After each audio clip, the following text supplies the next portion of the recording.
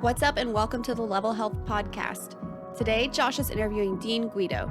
Dean is a trainer and nutrition coach and one of the guys behind Compound Performance's new nutrition mentorship. If you follow Dean on Instagram, you probably can already guess that in this episode, we're talking all about walking and high flux diets, aka eating more and moving more. Big thanks to Dean for coming on our show. You can follow him on Instagram at walk.more.king. We'll have that and the Compound Nutrition Mentorship linked in the description below. For those of you that don't already know, our website, Level Health, is a directory, community, and network of qualified personal trainers. We want to help create a space where clients are able to find the right trainer for them. We have accounts for both clients and fitness professionals. Client accounts are always free, where you'll get access to our trainer directory and other resources. Our basic pro option is now available for trainers, and our verified pro membership will be available early this year. We also have a brand new free membership option for personal trainers that want access to our growing list of discounts and resources. If you haven't signed up already, head over to levelhealth.net and set up your membership. Thanks for listening, and if you have a second, we would love it if you gave us a rating and review so that our podcast and the professionals we interview can get more exposure. You can also subscribe so you don't miss any of our new content. Thanks, and we hope you enjoy the episode.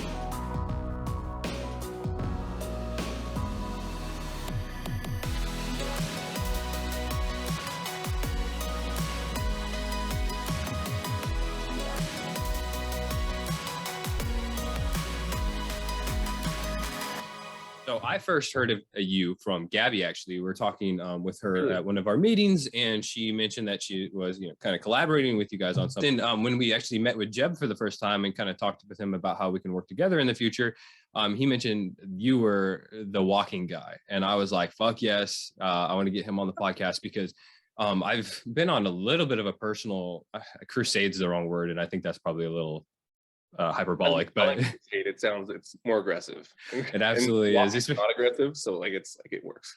But that's the thing, right? It's not sexy. Walking's not sexy, and I have a ton of questions I want to ask you on just everything about walking, why you care about it so much, and I'm sure we'll go on quite a few tangents. But if you don't mind, Dean, could you just start out by giving us some background on who you are and why you do what you do?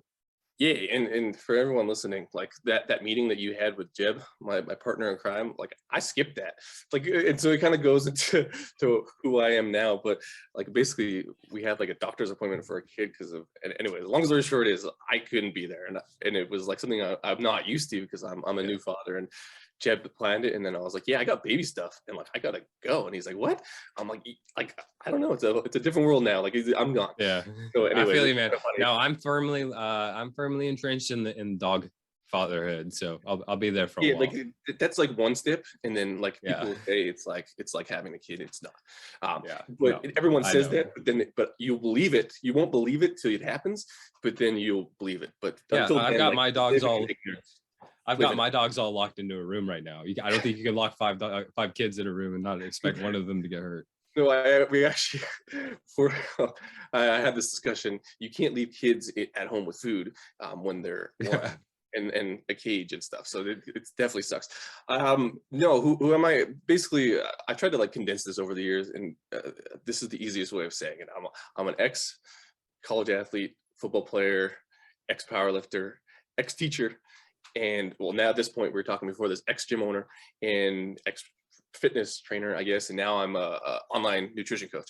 And so that's the easiest way to kind of go through the progression of who I am. And now I'm I would guess this is my identity, but I'm a new father. And so I'm kind of going through all the mid life crisis, mid-30s stuff. And so hopefully anyone listening can relate to that. I just turned 30 this year, so I feel you there. It's 30 hits and all this stuff. Now I'm getting a house and yada yada yada. So I'm right in the thick of adulthood, so to speak, and responsibility, and not being at the gym all day. And so that's my life. And I walk. Yeah. So you said you're in the thick of adulthood, and I think that you think that maybe.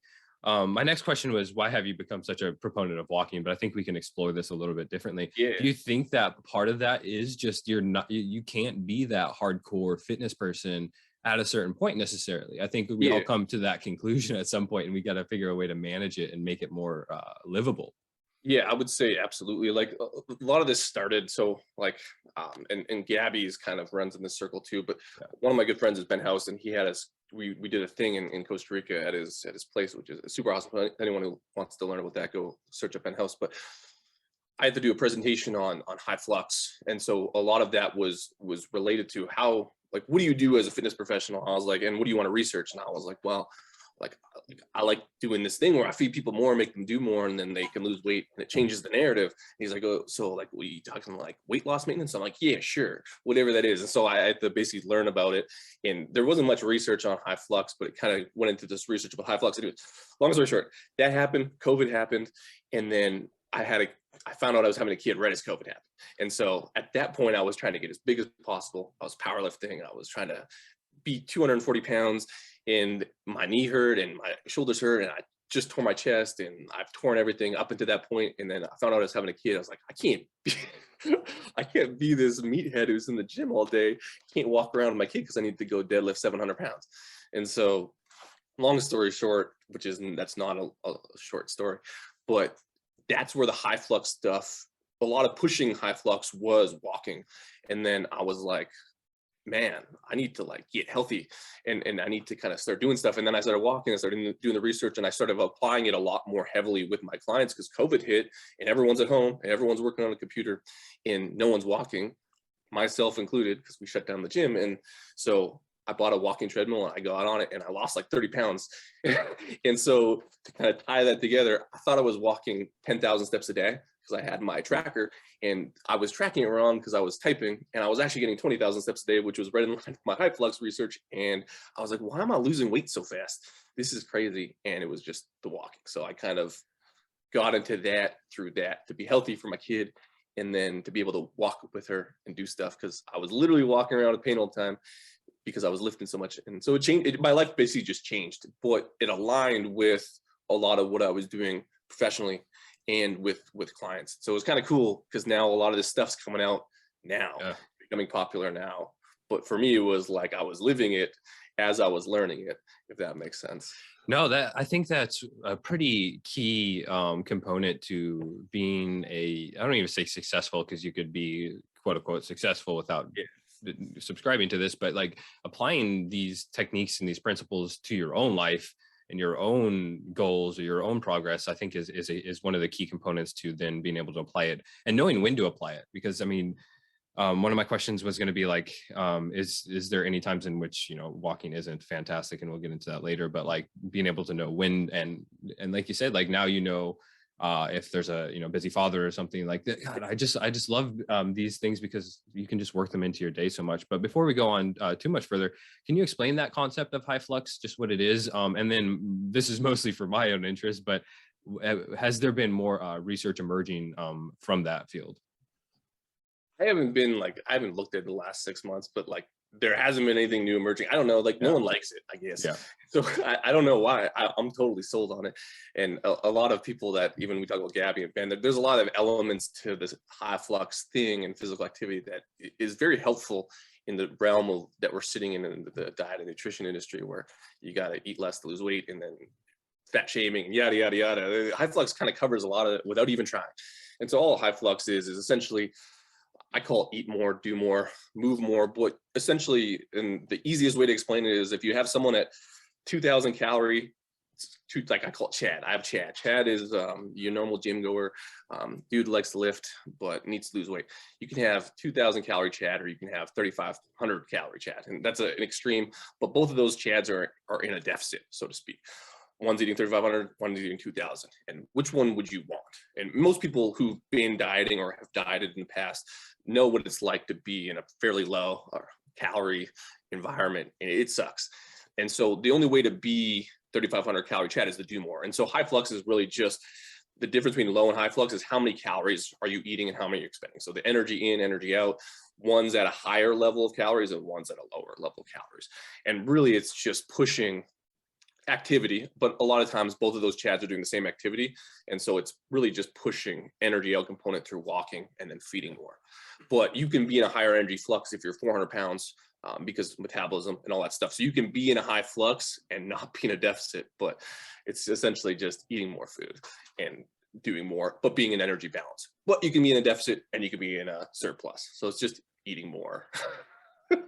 And obviously everybody's going to respond to that increased calorie intake and the increased movement differently, but are there any general guidelines that you utilize, perhaps, increase by 250 kcal every week? I know sorry, you go ahead. I know you. So the what kind of that reminded me of is the now somewhat defunct reverse dieting, that very incremental increase in calories, which is there any not to say that it's not effective, but it's not practical, is it and then is there even any monitoring of the activity during that process? Because God, you can mess up that calorie balance. So I got the bugs. And so I actually almost got into it because I thought I was doing reverse dieting. This was pretty early into my nutrition space stuff. I'm I just reverse diet people, but really I wasn't, because I was monitoring this other stuff. But a lot of times with reverse dieting, they just throw food at it. They're my metabolism is going to magically just spike up.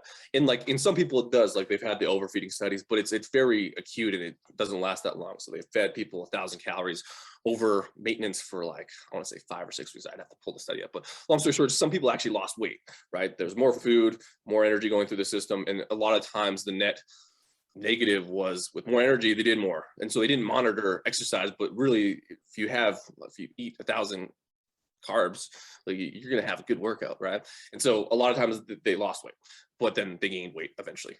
And so you could overeat, but eventually you're going to get bigger. But in terms of with high flux, if you have an output system, the way I call it, and again, I monitor NEAT, or I call it steps outside of exercise, and then exercise, whatever that is. Again, I'm dealing with general population, but with strength athletes, it's strength training, if it's Peloton, whatever, upping the output, then throwing the calories like you would as a reverse diet. And if you do it slow enough, a lot of times I find observationally that essentially a lot of times people lose weight when they're eating more food, and that's what changes the narrative. So what I would do is base level intervention is just find where your maximum reality is in terms of exercise and walking, because you're not going to walk 20,000 steps if you have a desk job and you don't have a walking treadmill. So figure out what your upper end is. And most people are going to work out 4 times a week or 3 times a week, but if they go 5 times a week, they can't see their kid. So they're going to go 3. So figure out what that is, and then literally just throw a few hundred calories at it. Again, that's very general, but you can usually find a spot where you can be weight neutral at more calories. Essentially, it doesn't mean it's not hard, right? It's either eating less or eating more, but if you eat more, you got to do more. And so that could be harder for people logistically too. So it's finding a mixture of that would be your version of high flux, so to speak. If you didn't have a job, you lived at home and you're a college athlete, you just maximize everything and eat 3,500 calories. You love it. And you tell all your friends you eat pizza every day. Yeah, I mean, those were general, but I mean, everything that we have to do, or everything that we do, I think needs to start with general, because I mean, our diagnostic procedures are not precise enough to give precise. So it's man, that's when it gets dangerous too, because then professionals aren't setting themselves up for the ability to be I was wrong, we need to adjust. It's this is, this is the ominous dominus. Well, that's why I didn't like step counts. And I get kind of pegged because I do the walking thing, and part of that's for Instagram stuff. I do love walking, but I'm not that crazy. You need to get 10,000 steps, because I have a coaching practice, and I don't do that.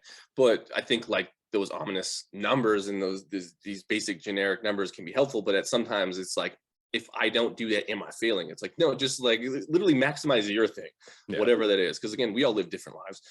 I have a walking treadmill, which I'm not on right now. But if I did, I can crush 20,000 steps. And we're going to talk about the negatives of it later. But I can crush way too many steps, and because it's easy, right? I just work and walk. Also has drawbacks. So again, everyone's going to be individual on that part. So high flux is going to look different, but I think everyone has an opportunity a lot of times to do more. And I think that's helpful when we look at food intake and then all the negatives that come with restricting food, right? And so if they don't have to restrict and they're more in abundance, again, a lot of the narrative changes, and then seemingly everything changes without much intervention. It's weird. Yeah, absolutely. And I don't want to bring this back to mechanisms like physiological mechanisms, because I don't think that they're necessarily even relevant.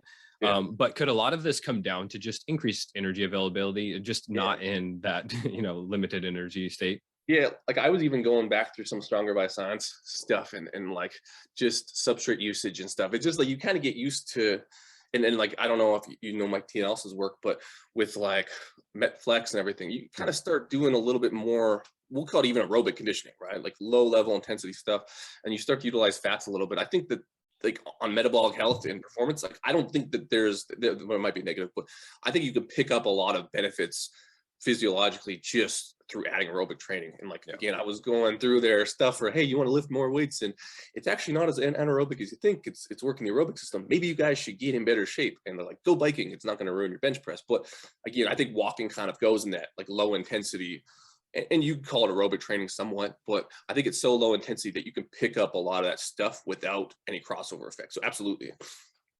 Yeah, I think that it's definitely complementary in a way that not much other aerobic activity can be complementary. Obviously, we know the interference effect is not as big of an issue if you manage it appropriately, but you could go, honestly, you could, provided you're not putting yourself into a deficit, you could go for a long walk after a training session and only enhance your recovery. You're not going to be sending opposing signals.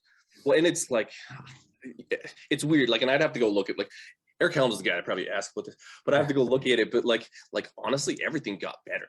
Like, and like I was saying with that journey of mine, like my heart rate went like, and remember, I was like trying to get as big as possible. And I was probably being stupid, but my heart rate was like 62 or 65. Like it was bad. And like, now it's 51. And like that was, and that might have been losing weight too, but it came, some of those gains came really fast with that increased step count and my conditioning too. Because even kind of leading up to me quitting lifting in that intensity, I was picking up aerobic training on purpose to lift more. And so again, like assault bike, but low intensity assault bike at like 120 beats per minute or whatever, and just kind of riding that out for 30 minutes, my workout volume went through the roof, right? Because I could work out. And so it's kind of cool when you look at that stuff, because I know the narrative has kind of changed now with a lot of the big fitness professionals talking about that. So it's not so faux pas anymore, but like, man, like if there was one thing that got me bigger, it was literally aerobic training, weirdly. And that's not even like based on what I do now. I'm not even doing that, but like it was a huge impact on me. Yeah, I think that indirectly increasing your aerobic capacity is then also going to increase your anaerobic capacity, because you're not going to do a set of 15 and feel like you just ran 5 miles. You're not done. You can do another set of 15 in like 2 minutes, not 15. Yeah, and then just sustaining that. Just being able to sustain that output throughout the whole training session just makes sense. And I mean, so I got this from I'm sure you know Dr. Jordan Shallow, a pre-script guy. The idea that walking and breathing really are the only two fundamental movements that humans can do. And obviously there's big gross movement patterns that we absolutely should not ignore: the hinge, the squat, the press, things like that. But in reality, like that's almost where an assessment should start and could start is your just general movement like that. And I know they're on like the gait mechanics, expansion, compression stuff, but even if you look, like you said, the base level, a lot of that stuff is derived from evolutionary behaviors, and they're looking at populations that didn't live where we live. And I'm sitting on a thing right now, or a chair. I don't even know what they're called anymore because I just walk everywhere. But I have a walking treadmill. Partially, like I don't think I've ever felt better because I'm not sitting. Right. And so that there's that aspect of you can call it gait mechanics, but restoring gait mechanics, because I was a fridge walking around trying to bench press and deadlift everything, I feel way better. And that has nothing to do with weight loss, has nothing to do with, probably has something to do with health, but like in terms of the way my body feels, I do jujitsu now, and a lot of the ways I recover from it is just to get moving. I'm sore as I can probably swear, sore as fuck in the morning. My finger's been dislocated, my wrist hurts, like my foot hurts, everything hurts. It hurts a lot less after walking. And so it's just interesting, like a lot of that stuff, a lot of where everyone's kind of converging is coming to the walking indirectly or directly a lot of times. Because when they're saying gait, they're not but they're not they're not making this walking thing cool, but gait is fucking walking. Like all these guys are kind of talking about what I'm talking about. So it's kind of cool. Yeah, I tend to stay away from, describing it as gait, because I'm not looking at it. I try to be careful about this, but I like bringing things back to like evolutionary behaviors and evolutionary demands on our body. And, I stopped far short of the paleo diet, obviously, because that's, a whole other topic in and of itself. They just got it wrong. They're not even doing it right. Yeah. They need more honey. Yeah, they need more carbohydrates in general. I mean, if I'm a Paleolithic human, I'm going to be eating all the fruit that I can, and probably because I have color eyesight, and that's why it was developed. But anyways, so that's one of those. It's just comforting to me. There's a lot of things that we can look at and look back but then we can also improve on a lot of stuff. I was listening to Omar Isof's Omar, the Iron Culture episode, the most recent one, about his new History Channel show, and just how that'd be sweet. So incredibly catabolic the world was for humans up until recently. So we look back, we're like, oh, the 300, the Spartans were just jacked. I'm like, oh no, they probably didn't have enough food. They were red S and they died early. That's the one thing I love evolutionary stuff, but it's like we do live longer here. We picked up a few diseases, but generally our life expectancy went through the roof. And so a lot of that coincided with agriculture and like you said, being able to create food. And I love this shit, but we have lost a few things. And so that's where actually a lot of this research that I'm doing into it also mimics a lot of that stuff, because I think we could pick back up some things, and walking is one of them, right? Because we've made our world way too easy. And I think that there's a middle ground. I think and we talk about the high flux, but in that presentation, a lot of my new stuff is derived from a lot of the Amish community, but not that you need to be Amish, because they have their own health problems from religion beliefs and stuff, but because they don't like doctors and whatever, but they're way more active, right? But the one thing that they did is they chose not to live in modern day society. They chose not to have TVs. They chose not to have Uber Eats and yada, yada, yada. Inadvertently, they ended up walking more. They ended up doing more because, again, all the stuff that we do or don't do, we're in a meeting that we could dub work, and we're doing nothing. The only thing we're doing is fidgeting with it. And so now I'm tapping my knees because I need to get on a walk. And so we've kind of created a new problem that I think the middle ground fixes a lot of times. But again, that's yet to be discovered, because it has to be cool. And we're in a weird spot right now. For more than ever. But we've also created an environment where we've created the necessity for fitness and health. Before, they didn't have that. It was just called living. So it's a weird conundrum. Surviving. It was called surviving. Yeah, I mean, if you went back 200 years and you told somebody you had to go to a special building to get physical activity, they would have been absolutely perplexed. But I mean, in some ways, we've shortchanged our morphology. Our bodies, our biological systems developed over vast amounts of time that we can't even comprehend. And then we just, through the luxuries of modern living, just completely shortchanged that. We're not moving anymore. We used to move. So good at it. That was the problem. We got way too smart and way too advanced, way too fast. And you talk about 200 years, that's nothing. It's 1,000. I think the agriculture age, anyways, we're talking thousands of years, still nothing. It takes so long to evolve. We've literally done so well that we're screwed ourselves a little bit. Yeah, of course. And I mean, we may be able to power through it and, subsist off of processed foods and 500 steps a day and, staring at screens 3 inches in front of us, like on Wall-E. But I mean, that's going to be a really painful process. And it already has been a painful process. Okay. So that we went on a little bit of rant, but that was good. I loved it. It all kind of ties in. It's the same stuff. Yeah, absolutely. So we can kind of tie in these next two questions kind of together. What are some of the effects? I'm going to say effects, but I think most people would see it as benefits.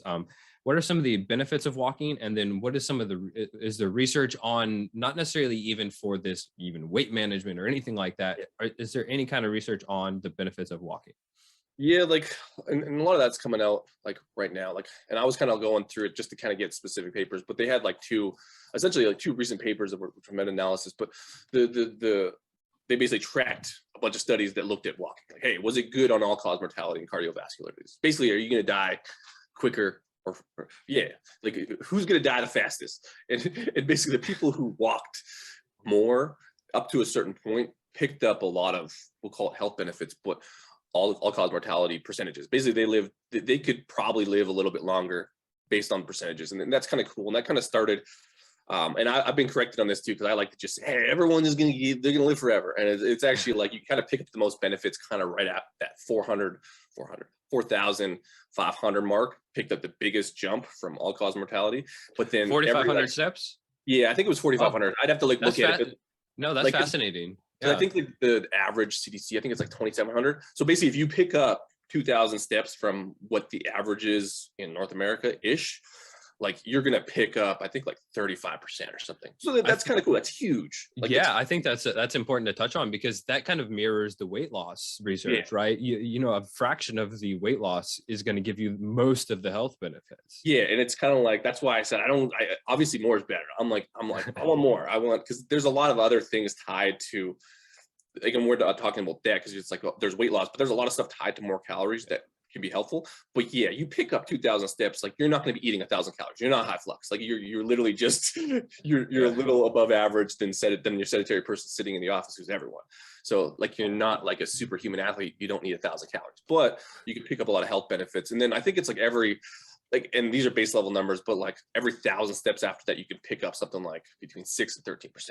But all the way up to like, I think they maxed it at like 20,000, which kind of lines up with the Amish research, right? In terms of the high flux stuff I'm doing, but you kind of get those upper ends, like 12, 15, 20, you're still picking up more. So more is better. It's just not as dynamic as that first little chunk.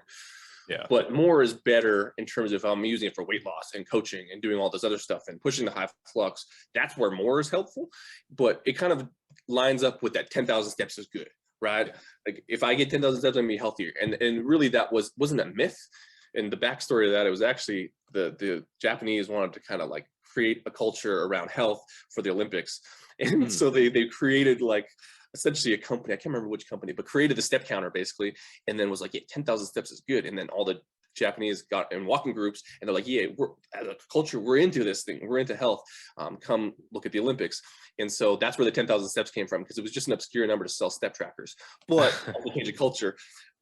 That sounds like a lot of stuff in fitness though, right? Yeah, and I think it was like in the 60s. I'd have to go. I actually did the research at one point, but it was kind of cool. That's where 10,000 steps came from. It was actually just made up to sell step trackers. Same thing with 8 glasses of water that somebody just made it. Yeah, like, but it's a good recommendation though, because I think at that point, like, and I'd have to go, like, I'm trying to like look at this graph right now. I think like at 10,000, you're kind of getting most of the benefits. I think it's ridiculous at that point. I think it's like 65%. Anyways, long story short is up to 10,000, 12,000. Like if you can get that, good. If you can't because you got 3 kids at home and you work at a desk job, just get 4,500. And more is probably better. And if you want to be crazy and live forever, walk 20,000 steps. You mentioned research in the Amish, and I hadn't even realized. Of course, they're using them as a sample population. In particular, I mean, we touched on all types of cardiovascular benefits, things like that. But I'm interested in the psychological effects. Are there any reported psychological effects to their style of living? So the Amish thing is weird. So like my claim to fame is, so I did this in Costa Rica, and like basically part of the reason I was looking for high flux studies, and you'd ask, hey, is there any research on it? It's like, well, not really. And so I was like, damn, I'm going to do this presentation without any research, and it's a research presentation. And so I actually found this Amish dig deep in like one of, I don't know, I can't remember. It was like an agriculture thing. Anyways, I was like, oh, I love the Amish. Let's go look at what it was. And it was about walking essentially, like, and it was about high flux without talking about it. Basically they were like, hey, let's see what they do. And it's like, oh, the biggest shocker though, I looked, and this is where I sent it to Jeb, who you talked to. I was like, look at this study, dude. Like, what do you notice? And he's like, is this for real? And so they did body fat percentages on the Amish population. I think it was like they had 100, 200 people anyway. The males were at 0% obesity, and they were like measured at like 6% body fat. And like, again, probably not completely accurate, but let's just say they were at 7 or 8 or 9. I was like, is this fucking for real? And this is like in the 60s or 70s. And I was like, on a population level, they had no prevalence of obesity. And the women were at like 18% or something, and like 20% obesity rate. So basically they cured the obesity epidemic, and they didn't even try. And so I was like trying to figure out, anyways, they just track steps and how much work they did. And they were like, hey, did you work hard today? And they're like, yeah, and this is what working hard was, and this was not working hard. Like, yeah, we farm all day and we plow fields and we hold on to horse carriages. Like it's crazy. Well, that speaks to the behavioral. Yeah. That speaks highly to the behavioral, because they're not out there counting macros. They're not out there, This is where it was cool. And this is why I wanted to lead into it. So they're walking 17,000 steps. So all this stuff's aligning with all my bias, obviously. I'm like, and at this point, this other step research wasn't even out there. I'm like, oh, this was just like, yeah, like they can eat more, but can they actually eat more?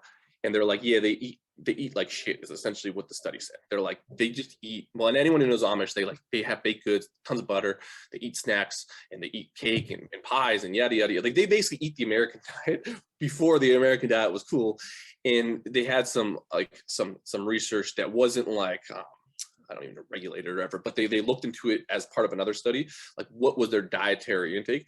And it kind of was averaging, males were about 3,500 calories and women were about 2,200 calories, which, so for females, I think their base level RMR ratings or whatever was like 1,800 for like a normal female, and they're eating 400 calories more. Men were eating they're out of this world. Maybe it's 3,200 calories, but the point is they kind of looked at what they're eating, and it was exactly that: pies, cakes. They had dessert at every meal. They put sugar on top of their cereal. It was just nuts. And for like before bedtime, because they don't drink, they would have like a nightcap of like a drink, a hot cocoa drink or something. Like, it was crazy. So they basically just ate like complete utter bullshit.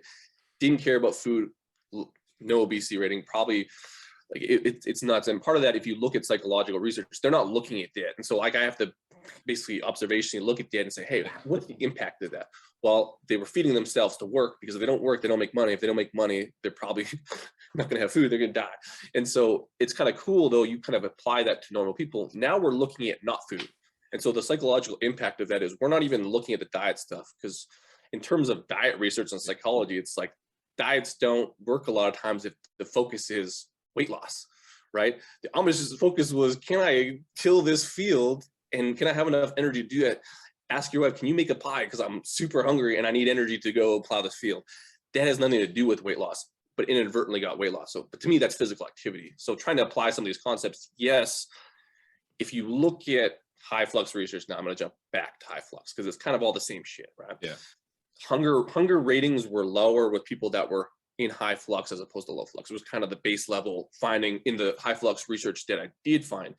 And that kind of got breezed over. But if you're a coach in nutrition or even fitness, hunger is probably the bane of existence to any physique athlete, like anyways. And then trying to apply dieting to general population. If I'm hungry, I'm going to go with my friends for wings to watch the hockey game. I'm in Canada, the football game on Sunday. And if I'm hungry, honestly, what are the odds you slip up, right? Again, with high flux, those hunger ratings are down. Amish, the hunger ratings are down. And a lot of that impact on, I will call it diet culture, kind of goes away when you're not hungry. And so sort of, yes, but that's where we're using mechanisms and certain research to say, hey, this is it. But really, it hasn't really been looked at, but there's a bunch of pieces that you can put together. And that's where it's weird right now, because I'm trying to work through the trenches of doing this when it's not popular. And what's the main benefit to it? I would say the hunger ratings are down. If I was just to pick up anything I could outside of the health of steps, yada, yada, yada, it's like people don't get hungry when they walk. You go for a walk, you don't want and crave a Big Mac. When you go for a run, if anyone has ever been a runner, like you're ravenous for food. And so it's a weird thing, which I'm trying to work through, if that makes sense. My next question, I wanted to touch on something there, because like that cycle of that hunger, the restriction, that, having to have that cognitive load of then restricting yourself from increasing your intake and, just binging or whatever it is, like that's legitimately a problem. Like if you are hungry while you're dieting, you are just like absolutely making it so much harder on yourself than possible. So that actually makes sense that if you're able to increase your intake, yes, you do need to then increase your output, but are you going to be able to manage that process much more easily? Well, I call it pick your poison. It sounds like super bad. And this is more reserved for my clients, because I'm not sitting there on Instagram telling people, pick your poison. I don't want to be too like, what do you call it? What do we say at the beginning? Not aggressive, but crusade. I don't want to be on a crusade, because I'm not actually on a crusade. These are just things that I'm picking up that are useful for my clients, and I'm like noticing it. But kind of like if you listen to Iron Culture with Gabby and Ben, like a lot of what they're talking about, right, is the diet culture part of the restriction part, and why weight neutral could be better, is they're picking up a lot of psychological benefits that now it's not binge eating, now it's not this. A lot of times when they're, we'll call it high flux, but walking more and doing more and having more physical activity, a lot of those stuff, not that it doesn't matter, it absolutely matters. And I have some tough clients that, again, I'm not qualified for, that go to other people, but sometimes you can pick up a lot of benefits and results that kind of sidestep that, because now they have an output system. Now it's not binge eating when you have 5 scoops of ice cream, because the definition of that gets lost on a lot of people. But now it's just part of your calories. And then once that narrative changes, they're like, so I can eat ice cream and like, I'm fine. I'm like, yeah, like, but like, not if you don't do anything and you're trying to get 6-pack abs.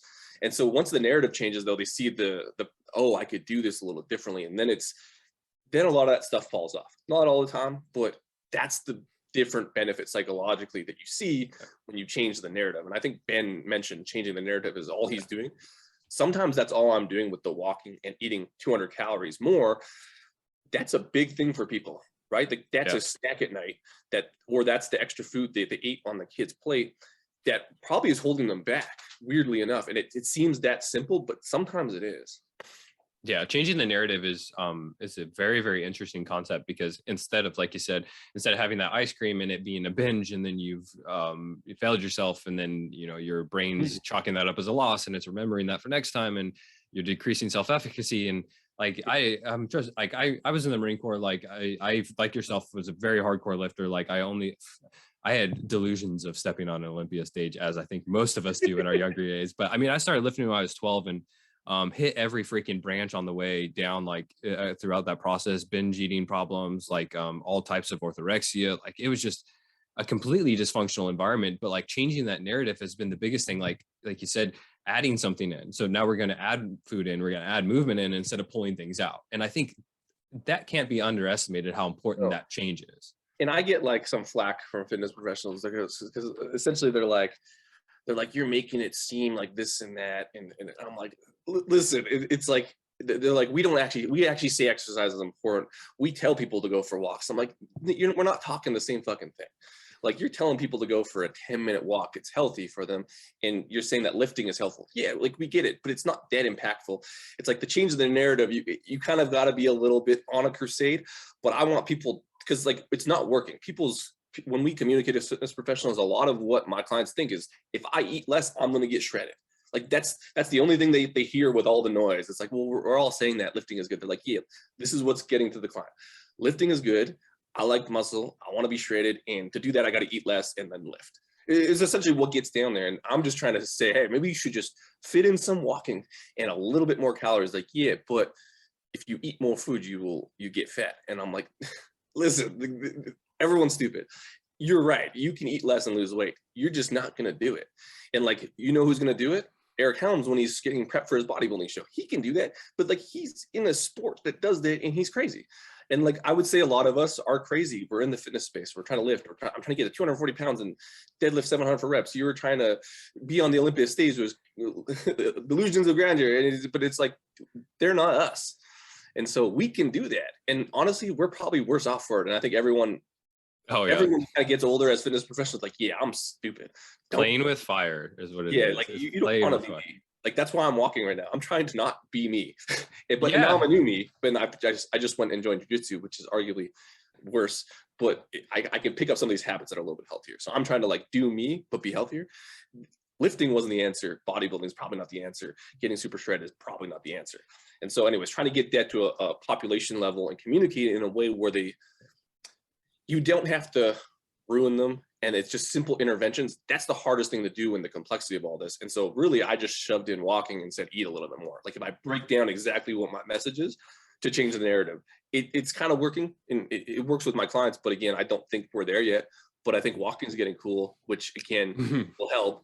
It might drive some negative if they still diet, but I think it's helping. Probably the least cool episode or topic I've done for an episode, but I mean, I think we're facing kind of a bright new future though, I think, but because like you're saying, walking's becoming cool.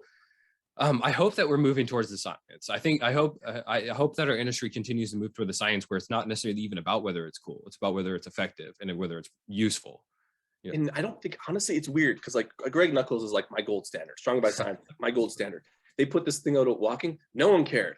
The only thing they cared about was like 2 months before. It's like, hey, when you age, your metabolism doesn't actually change. Let's just keep shaming people for being stupid. And I was like in my head, and Greg sends me another study. So he messaged me. He's like, you would like this, because he knows I'm doing the walking thing. And I'm like, is everyone like just ignoring this? He's like, yeah, like I think people in the fitness industry, and again, this isn't a rant about everyone, but like you look at the ethics and morality of this, everyone wants to get their clients healthier or help people and stuff. And he's like, I don't think they actually know what that definition is, because if they wanted them to be healthier, they would just get them to walk, because you pick up better than losing weight and quitting smoking. It's like, they actually just don't want to hear it. They want to keep doing what they always did. And so it's one of those things where I think the science is getting there. It's just not sexy and no one wants to hear it. Yeah. And I don't know why that is. That's why I'm trying to be super like on a crusade about it and almost be so far extreme on purpose to make it kind of cool. And really the only way I've found is, hey, you can eat more. Like, what? Yeah. That's the funny, only way to attach it to something else. Or like, hey, you can lift more probably. Eventually over time. Yeah, I mean that's funny that you have to kind of pull from the tactics of stuff that other people in the industry are using to try to make it seem cooler. And I mean, I think part of it certainly is because people can walk without you, right? You can. Yeah. Am I worried that I tell my client to start walking every month, or every day, and then a month later they've lost weight and they haven't even really hit the gym much, and they're like, oh shit, I actually don't need to pay this guy any money? No, that's not what's going to happen. They're going to see that progress and they're going to be like, no, this guy's guiding me through this process. And part of that is just the way that you communicate as a fitness professional and helping them understand. I mean, I just onboarded a client last week, and it's like, man, you're walking 3,500 steps a day, and you're going to the gym, and in between sets, you're just sitting there. Like, let's get some steps in and see what happens. Like, these kind of things, they add up so much. And like, I mean, I'm training a guy that's he's overseas on deployment, and he's doing a shit ton of cardio, but he's sitting in the barracks all day. He's sitting in his room all day. I'm like, man, let's get some steps in. This is where some of the psychological research is helpful. So like Ben and Jeb send me stuff all the time, because I'm like, I had a kid and I was just like, yeah, I'm not researching anymore. You send me stuff. You guys are smart. Send me stuff. And so like, and I think Eric's talked about this before, like the people who lift on the psychological research, they feel like they can eat more, right? They're like, yeah, and they end up eating more just from having a simple intervention of lifting, because like, yeah, I'm busting my ass, I'm fucking hungry, I'm gonna eat. And then a lot of times they end up sitting, so there's a net negative anyways on the physiological part, which isn't studied in the psychological part. We know when people lift, a lot of times subconsciously meat will get reduced to kind of be in energy balance, right? So they lift, they eat more, and they do less cumulatively. Yeah, I don't know. No, I feel you, man. So I think another piece of it is and I was guilty of this for a long time. Like I said, I started lifting when I was 12. I became a trainer when I was 25. Like, I was in the fitness space for a long time, and I thought fitness, health happened at the gym. Yeah. And like you couldn't incorporate these daily habits outside the gym, because that's not where progress is made. Like, progress is made at the gym, and in the kitchen too, if you're taking enough supplements and stuff, like I used to think in the day. But you tied to my point. So like, health isn't built in the gym. Yeah. One of the Ben sent me this is good, and it's actually the mimics right on your point. You actually read my mind. The people who were like researched as weight loss maintainers, people who lost weight, right? And I'm not Ben, so I'm not going to label the studies. I don't even remember who did the goddamn study, but it's real. In the main denominator was over 60 minutes of physical activity, and a lot of times it was walking. So that's about 6,000 steps, right? So in weight loss maintainers, moving more was the key element. It wasn't their bench press. It wasn't even really their diet. Like, it was probably their diet to get there a little bit, but it was always the more active people. And observationally, as fitness professionals, we see that. Who are the people that maintain weight loss, or who are like, have, we'll call it healthy weight, whatever, healthy BMIs. They're usually the busy beavers every single time. And not every single time, but you know what I mean? Yeah. So it's kind of cool where it's like, that's not even in the gym, and they don't even really need us for that. But like you said, we're coaches, we're guiding. I think we can break them out of that current narrative that they're in to do that. And I think that there is a need for that, and if only just to combat the bad narratives out there. Like, so there is a place for us, even though it's very not sexy. Yeah, I mean, I think that a big part of, man, I lost my train of thought too. So one of my favorite things to point people to on that exact note, and this may have actually even been what you were referring to, is the National Weight Control Registry. Like, there are pretty strict parameters for people to be included in that. And I believe, like you were saying, over 90% of these maintainers increased their daily activity, a majority of which was simply from walking. I think that was the paper he sent me. It was like a review on that. Yeah, they have that good running total going, and man, it's so no fascinating. One talks about it. No, no one picked that up. It was like, listen, this isn't cutting carbs. This is like, they just got a little bit more active. And yeah, one of your points that I've seen you make quite a bit, and I think Jeb as well, is what is actually more work, moving a little bit more, or consciously restricting yourself more? And which one has the better runway for progress? Because one's running you into a brick wall eventually. Everyone, this is where it's weird. I don't know, if you talk to fitness professionals, they think we're crazy. Like, yeah, eating less.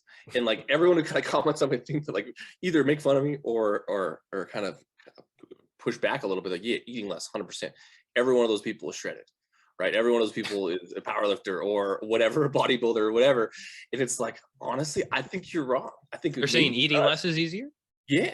Oh They're my like, I'll just goodness. cut a few calories instead of doing that. And I'm like, yeah, but you don't get it. Like, and maybe like, you know what? That's where individuality and coaching is helpful. Because I do have some people where eating less is the thing because they're maxed out, but they're not like walking 2,000 steps. There's some people that legitimately are super, like coders, for example. There's a reason why the walking treadmill got famous. Now I'm using stories, is actually with Silicon Valley, because they were sitting all fucking day in the dark, and then they're like, yeah, we'll just get in shape while we work, and it was walking treadmills, so they even figured it out. But yeah, like I think picking up a little bit more activity and really just walking is way more helpful. I think it's a little bit more than people think, and that's where it can be hard, right? Because when I'm talking about it, I put like a post like, hey, 3 to 4 hours of activity is where I think, but like that's with your gym, that's with walking, that's with NEAT. Like when you add that up, it's probably actually not that unreasonable. But let's just say you go from 1 hour, and I'm using hours, but like this is cumulative stuff you're doing.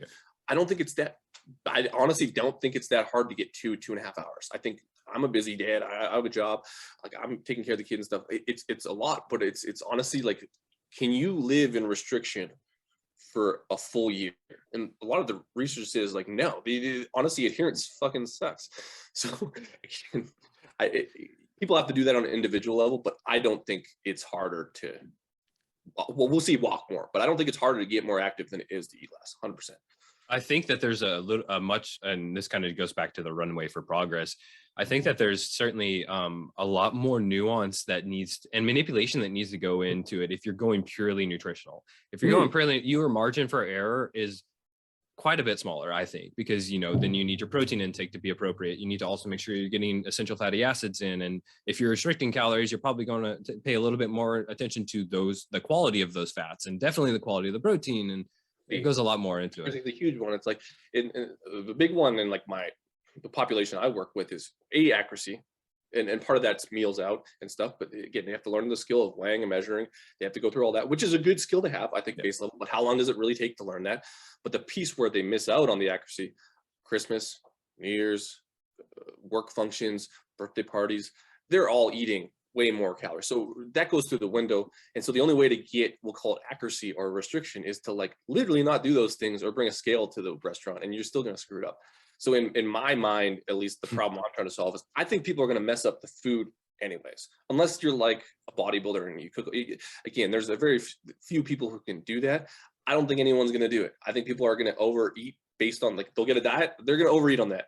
So that they're probably going to pick up 200, 300 extra calories anyway. So why not do both at the same time? Which could completely eliminate that and that deficit right there. Fitness nutrition professional would probably, if they work with real people and they have a pretty decent client, that was probably what they see. They drink and they eat out. That's probably the bane of most people's existence in holidays. It's like, well, like maybe the intervention should be something that's not food. Like food is helpful. Like, hey, eat a little bit less, eat more protein, yada, yada, yada. Again, simple base level stuff. Maybe just walk more or go to the gym or do both. And no one combining all three of those things is mind boggling to me. Like that. Yeah, I think with I mean, we as trainers and coaches, we look at the weekends and the holidays as like this really dangerous time with a lot of friction. But I mean, I think we're seeing a kind of like a conversion of two factors: the increased input and the decreased output. Because, you know, like it or not, I mean, they're going to even if they're going to the office, at least they're walking from their car to the office during the week. But you know, during the weekend, they may be sitting on the couch all day. So you have these kind of confluence of two different factors that are contributing to that. And then we see this as we tend to look at, and clients do as well, as how can I manage this holiday? Well, I'm going to restrict my food intake, but it's like no thought is paid to my activity during that time to help manage that. It's not about like, oh, I'm going to go walk off 5,000 calories because I ate 5,000 calories. It's like, let's kind of smooth the area under the curve. That's where my message sometimes gets distilled to, hey, you can walk more, eat more. It's kind of true a little bit, but a lot of that thing is like, if you only use food as a tool, and again, I'm talking in generalities and I'm making this straw man person that says only eat food, but I think that's the thing that's getting to the client, or generally when they look at the internet. But yeah, it's like restrict food. And if you only restrict food and that's your only intervention, that's your only tool, that's going to blow up in your face. Let's just say on the low end, 20 times per year. So you've basically failed. And so you're going to fail. Like, maybe you won't fail, but honestly, you're probably going to fail. On the other end, here's where walking is kind of cool, and you kind of mentioned this when you're walking with Thanksgiving, and trying to connect it to the woo and the person and I guess empathy to some extent. Walking's memories a lot of times. Like if you think about any time when you're walking, it's usually, hey, I went on a walk. I went to look at this beautiful place. I went hiking. I was active with my kids. I was playing soccer with my kids. I went and we walked and we talked after Thanksgiving. There's a lot of memories attached to doing stuff. And I mean, there's memories attached to Netflix too. But I think when people look back on things that they're doing physically, a lot of times it's very fond memories. And so again, I get asked all the time, like, well, what would you do? I'm a busy parent. I'm like, well, go play with your kids. Like, go play catch and stuff. Like, yeah, well, it's winter. I'm like, well, then go run around the house. Go take them somewhere to the pool. Like, and yeah, that's a lot. And that's also privileged, right? You need to have money and do all that stuff. But I think that if you have the means to do a lot of this stuff, it's work. It's 100% work, but so is cooking the low carb paleo banana bread so that you can be in your diet that you're not even counting correctly, right? I think like I said, once you get used to making memories and doing more, I think it gets easier over time, and life will probably be a little bit more palatable, especially with all this diet and fat loss culture of shame, right? I think that we can sidestep a lot of that. Yeah, at that point, the weight loss is almost a side effect of something that could be really meditative. And like you said, memories, like you can bonding with your spouse or significant other, whatever it is. And I just want to say, I think it's pretty, this is not at all meant to puff you up at all, man, but I think it really is kind of courageous that you're out there kind of standing. And, you know, you said that you kind of make like a straw man argument and things like that with, you know, it's necessary. It's necessary. But I think that, you know, you would have been not shut down, but like called out a long time ago if your message wasn't factual and based off of evidence, whether that's observational or empirical, whatever it is. Well, it's weird because like again, I'm not trying to go on a crusade. It's actually just it's helping doing what we do at Compound and building memes, but like trying to get a message out there and just kind of have something. For me, it's creative, it's fun. But the high flux thing, I think high flux is the ticket. Like if I was to be like a guru and I wanted to like push my paleo diet that was like, or like the carnivore diet, I want to be like the weird person that's like crazy, I would just push high flux. I think I'm going to be a more ethical version of all the crazy. And I think high flux is the thing. No one cares about that. And really no one cares about walking, but the message of eat less versus walk more tends to be so distilled, I can get that reaction. So it's helpful. Now I'm the walking guy, but really I want to be the high flux guy. But they go hand in hand though, right? They gotta go hand in hand. But they do go hand in hand. So again, I'm kind of navigating that stuff, but in my practice, it's super helpful. And I don't know, like I actually do get pushback from it. It's like, man, I'm right. And again, I'm sure everyone thinks they're right, but I'm like, go for a fucking walk. It's like you're not even selling anything on. It's like you're telling. Like, and I think most of it is, can I sleep at night? I can 100% sleep at night. Tell people to walk more versus restriction. Not that I can't tell people to restrict. I just don't like the word like that. I can't. Yeah, you're also sleeping better because of all that free adenosine from you. Exactly. The energy metabolism. And I eat pretty well. I don't count calories. And again, I can get there, but I'm trying to live it too, right? Like I think part of it is I'm very biased. Like it worked for me, yada, yada, yada. But I'm trying to like bolster that with research. And that's where it started. It started out of research. And again, trying to apply this in the real world, that's where things get murky. And so again, I know I'm not the right person for everyone. I know that that's not the right thing for everyone. And at the same time, I care about food. I care about macros for the person who needs that. I care about all this shit. But I think like in terms of my base level foundational principles, it's going to be largely revolved around that, because that's the space I'm in. Again, I'm not going to be for everyone, but I do think that there is a large message there that can probably help more people, so to speak. Not even if that's my goal, but I think like that's probably going to help. I think I can fight that fight, and if it does a little bit of good, I think I'm feeling good about it. Yeah, it seems crazy that people would push it back against it, but I mean that's this fitness space that we're in. So on that note, my final question I ask everybody on the show: how do you feel? Just whatever comes to mind first. How do you feel that the industry can improve overall, the fitness industry? Well, it's weird because I have this like thing where I think we should all be nicer, but then at the same time, I feel like a lot of these conversations spiked out of extremes honestly do get some good conversations to go. I think what we can do better as a fitness industry is probably start challenging some of the stuff we're doing and being more open to research and stuff like again, I'm open to being wrong. So again, I like always be right. Like, and I think a lot of us do, like, this is our thing. I'm the most rightest. But again, being open to the fact that you might be a little bit wrong kind of will push how right you are eventually. And so I think we can be a little bit more open-minded. I don't think we should be less aggressive. I think like at a certain point, we're fighting the good fight, and so to speak, but there is a lot of loud voices and a lot of them are very successful. And I don't think that they're doing good service to people. I think people are picking up fitness and nutrition stuff, but I think a lot of them are being led down things that are basically ending up in restriction-based problems that now we see. And now we're trying to fix, and it's almost like we're in this conundrum of the thing we're selling is the thing that's ruining them, and then they keep coming back for more. And so I think like we just need to get smarter as an industry in terms of stuff that we're doing, because I think that we do hold a lot of power over people. Like people are coming to us as professionals. It's almost like we're doctors. I know we're not, but most fitness professionals think they're doctors. But people actually look up to us and they pay us. And when someone pays you, you have that power over them. I think that we could probably do better. Right. And again, I don't know the complete fix of that, but that's what I'm trying to do, if that makes sense. Yeah, it's like as fitness professionals, we look at restriction. It's kind of like our hammer and everything's a nail. And we're just like, we tend to just restrict, control yourself, use your willpower, like grow up, just get a handle on your shit. Like, you just need a calorie deficit. Like, That's but I mean, you touched on, or you said, being, the way I'm going to phrase it, comfortable with being wrong. Like, don't put yourself in a position where you cannot be wrong. Yeah. Whether it's because of your ego or your business or whatever it is, don't get yourself into that position to where your entire identity is based on being right, because you're going to be wrong at some point.